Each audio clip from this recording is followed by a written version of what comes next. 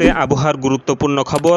বাংলাদেশ এবং পশ্চিমবঙ্গ সংলগ্ন উত্তর পশ্চিম বঙ্গোপসাগরে অবস্থান করা লঘুচাপটি ইতোমধ্যে শক্তি সঞ্চয় করে সুস্পষ্ট লঘুচাপে পরিণত হয়েছে এবং 24 ঘন্টার মধ্যে আরও শক্তি সঞ্চয় করে বাংলাদেশ এবং পশ্চিমবঙ্গের উপকূলবর্তী অঞ্চল দিয়ে উপকূল অতিক্রম করার সম্ভাবনা আছে। গভীর নিম্নচাপটি বাংলাদেশের বরিশাল বিভাগ, সেই সঙ্গে খুলনা, সাতক্ষীরা, বাগেরহাট, পশ্চিমবঙ্গের শহর কলকাতা, 2 চব্বিশ পরগনা, 2 মেদিনীপুর হয়ে সোজা উত্তরমুখী হয়ে বঙ্গোপসাগর দিয়ে বাংলাদেশ এবং পশ্চিমবঙ্গ উপকূল অতিক্রম করতে পারে। সেই সঙ্গে এই সময় বাংলাদেশের সমগ্র চট্টগ্রাম বিভাগ, কুমিল্লা অঞ্চল, বরিশাল বিভাগ, সমগ্র খুলনা বিভাগ, রাজধানী ঢাকা শহর, ঢাকা বিভাগ, ময়মনসিংহ বিভাগ, সিলেট বিভাগ, রংপুর বিভাগ এবং রাজশাহী বিভাগের বিস্তীর্ণ অঞ্চলে ভারী থেকে অতি ভারী বর্ষণ হতে পারে। সেই সঙ্গে শহর কলকাতা, 2 চব্বিশ পরগনা, 2 মেদিনীপুর, হাওড়া, হুগলি, বর্ধমান, নদিয়া, মুর্শিদাবাদ, দার্জিলিং, কোচবিহার, আলিপুরদুয়ার, শিলিগুড়ি এই সকল অঞ্চলে ভারী থেকে অতি ভারী বর্ষণ হতে পারে।